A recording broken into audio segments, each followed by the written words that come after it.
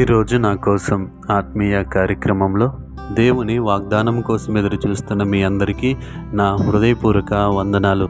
అందరూ బాగున్నారు కదా?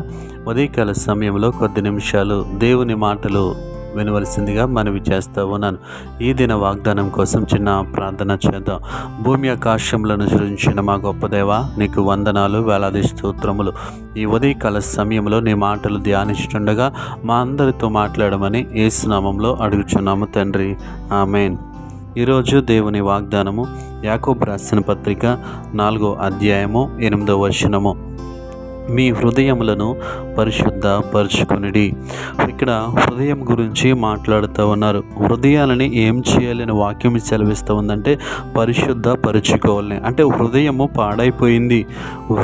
పాడైపోయింది కాబట్టి హృదయాన్ని పరిశుద్ధపరచుకోమని దేవుని వాక్యము సెలవిస్తూ ఉంది. ఈ ఉదయకాల సమయంలో ఈ వాక్యం ఇచ్చిన ప్రియ సహోదరుడ, హృదయము అన్నింటికంటే మోసకరమైనది. ఎందుకంటే హృదయంలో అనేకమైన ఆలోచనలు వస్తూ ఉంటాయి, అనేకమైన తలంపులను కలిగి ఉంటాం. చెడ్డ ఆలోచనలు, చెడ్డ తలంపులు, చెడ్డ ఊహల చేత హృదయము నిండిపోయి ఉంటుంది. కాబట్టి ఆ చెడు ఆలోచనలు, చెడు తలంపులతో దేవునికి దగ్గరగా జీవించలేము. కాబట్టి మన హృదయాన్ని పరిశుద్ధపరచుకోమని దేవుని వాక్యం సెలవిస్తూ ఉంది. హృదయాన్ని పరిశుద్ధపరచుకోవటం ఎలా?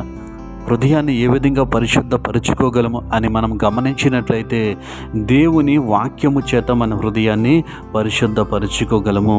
దేవుని వాక్యాన్ని చదవటం వల్ల, దేవుని వాక్యాన్ని ధ్యానించటం వల్ల, దేవుని వాక్యముతో మనము సంబంధం కలిగి ఉండటం వల్ల మన హృదయం అంతా దేవుని వాక్యము చేత ఎప్పుడైతే నింపబడుతుందో చెడ్డ ఆలోచనలు మన హృదయంలోనికి రావు, చెడ్డ తలంపులు మన హృదయంలోనికి రావు. ఎందుకంటే వాక్యము చేత మన హృదయం నింపబడిందంటే మన హృదయము పరిశుద్ధపరచబడినట్లయితే.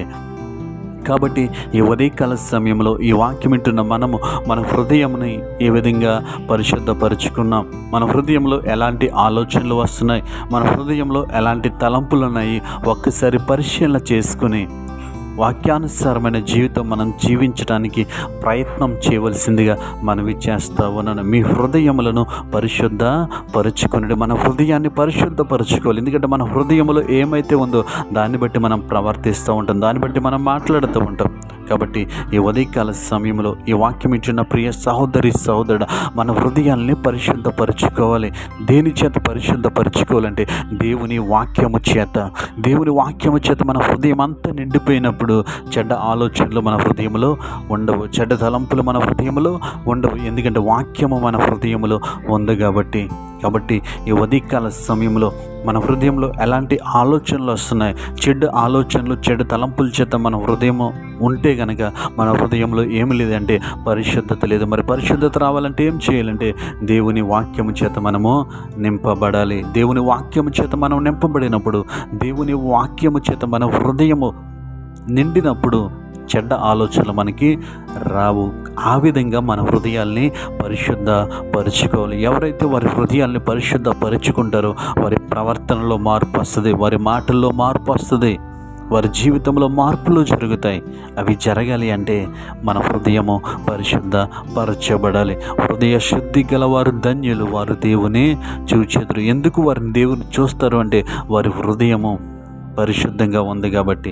ఎవరి హృదయాలైతే పరిశుద్ధపరచబడతాయో, ఎవరి హృదయములైతే దేవుని వాక్యం ఉంటుందో, ఎవరి హృదయములైతే దేవుని యొక్క మాటలు ఉంటాయో వారు పాపము చేయరు, పరిశుద్ధంగా జీవిస్తారు. కాబట్టి మన హృదయంలో మంచి ఆలోచనలు ఉండాలంటే, మన హృదయంలో మంచి మాటలు ఉండాలంటే మన హృదయంలో దేవుని వాక్యము చేత నింపబడాలి. కాబట్టి మన హృదయాన్ని మనం పరిశుద్ధపరచుకుని, మన హృదయంలో దేవుని మాటలు ఉంచుకొని, మన హృదయంలో దేవుని యొక్క వాక్యం ఉంచుకొని మనం జీవించాలని ప్రభు ప్రేమను బట్టి మనవి చేస్తా ఉన్న అట్టి కృప దేవుడు మనకి అనుగ్రహించునుగాక.